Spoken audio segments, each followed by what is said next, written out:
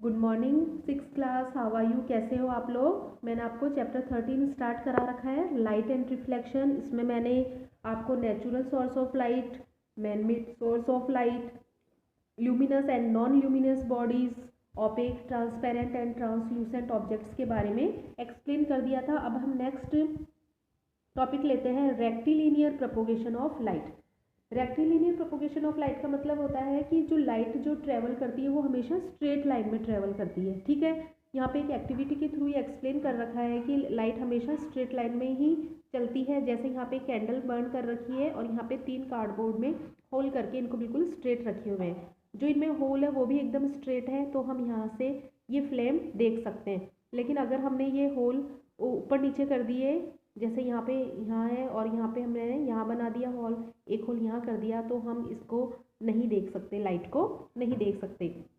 इससे क्या प्रूव होता है कि जो लाइट होती है हमेशा वो स्ट्रेट लाइन में ट्रेवल करती है। Light travel with an incredible speed, मतलब बहुत हाई स्पीड में ट्रेवल करती है light. It takes about 8 minute for light from the sun to reaches us our earth. ये सन से हमारे अर्थ तक पहुंचने में सिर्फ इस लाइट को 8 मिनट लगते हैं हमारे अर्थ तक पहुंचने में। तो ये सोचो कितनी स्पीड से हमारे पास आती है। You must have observe sunlight through a gap in the clouds और the beam of a motor car headlight on a misty night. तुमने ये भी देखा होगा कि जब क्लाउड्स आ जाते हैं तो सनलाइट के बीच में, क्लाउड्स के बीच में कैसे गैप हो जाते हैं, तो उनमें से सनलाइट कैसे हमारे तक रीच करती है। ठीक है, तो हमेशा लाइट स्ट्रेट लाइन में ही ट्रेवल करती है।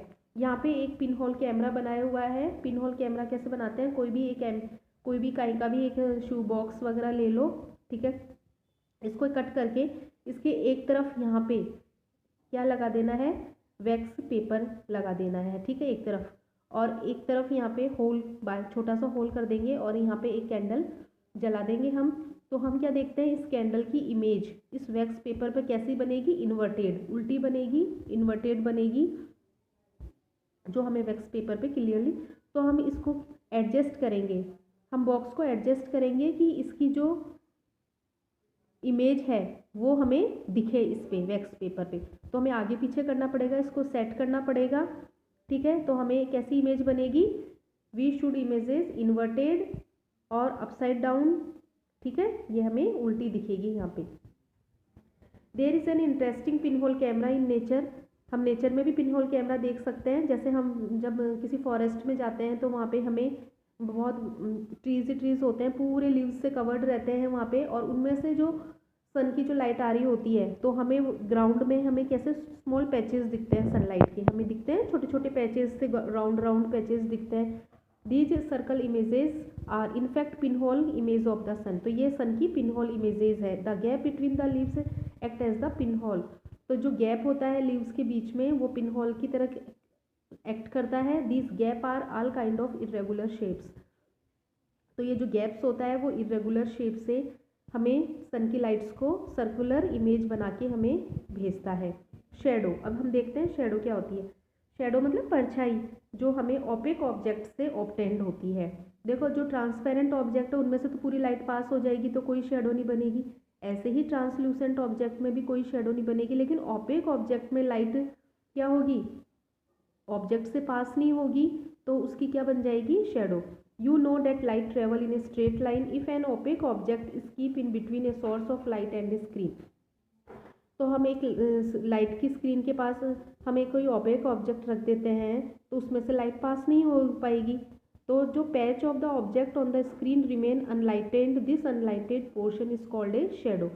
तो वो लाइट क्या हो जाएगी, वापस ही बाउंस हो जाएगी और वहाँ पे शेडो बनाएगी।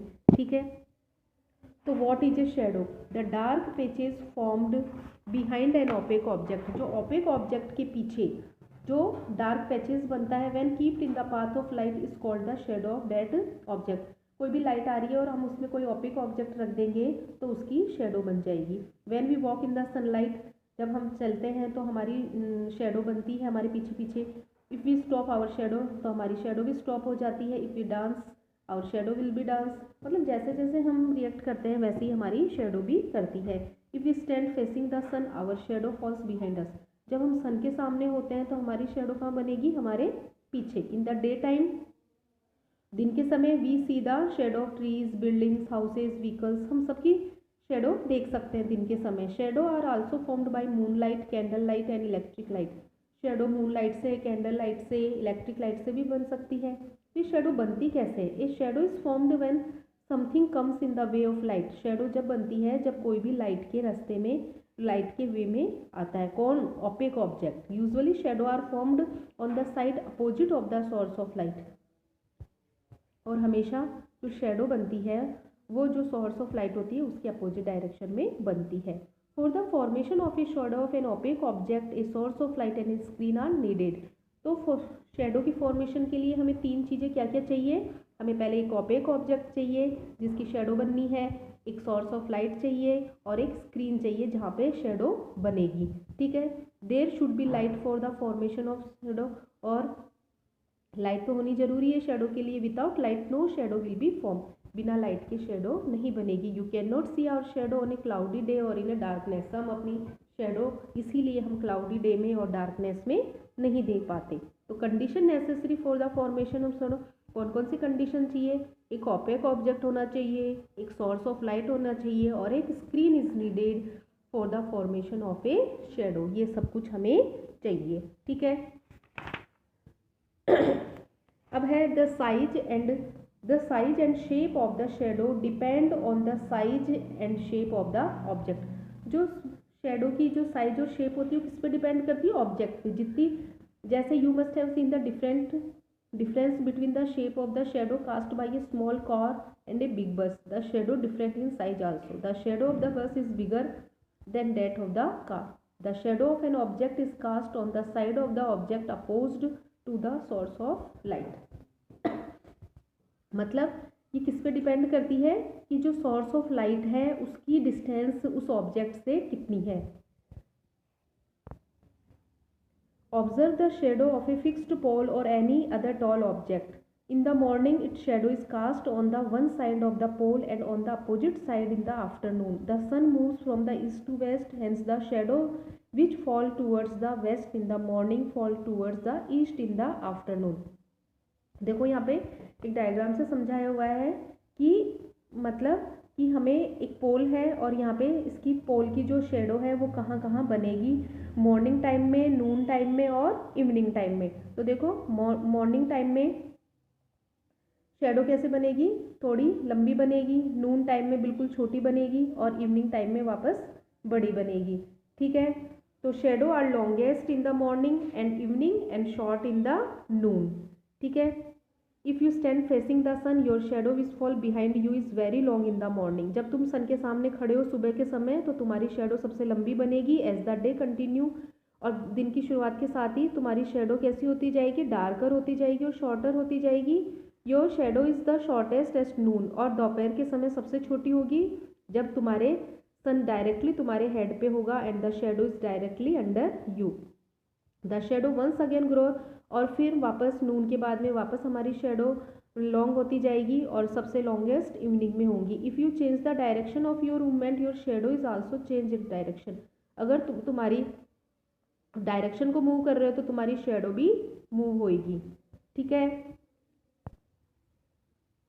द शेडो वंस अगेन, जैसे ही नून के बाद में वापस तुम्हारी शेडो लंबी होने लग जाएगी और जैसे तुम डायरेक्शन को चेंज करोगे तो शेडो की डायरेक्शन भी चेंज होगी। एन ओपेक ऑब्जेक्ट कहाँ से डार्क शेडो? ओपेक ऑब्जेक्ट से डार्क शेडो बनती है, ट्रांसल्यूसेंट ऑब्जेक्ट से वीक शेडो बनती है, ट्रांसपेरेंट ऑब्जेक्ट से कोई शेडो नहीं बनती है। तो जो नेचर और साइज है जो शेडो का वो किस पे डिपेंड कर रहा है? सोर्स ऑफ लाइट की साइज पे और ऑब्जेक्ट पे। जो डिस्टेंस है सोर्स ऑफ लाइट और ऑब्जेक्ट के बीच में उस पर डिपेंड कर रहा है। ठीक है। एक तो सोर्स ऑफ लाइट पे और ऑब्जेक्ट की साइज पे और एक सोर्स ऑफ लाइट और ऑब्जेक्ट की डिस्टेंस पे, मतलब साइज पे और डिस्टेंस पे डिपेंड करता है। You may have observed that the shadow cast consist a very dark part and a less dark part around it. तो तुमने देखा ही होगा जो शेडो होता है उसका एक तो डार्क पार्ट होता है और एक कम डार्क पार्ट होता है उसके चारों तरफ। जो डार्कर पार्ट होता है शेडो का उसे अम्ब्रा बोलते हैं और जो लाइट पार्ट होता है शेडो उसका न्यूम्रा बोलते हैं।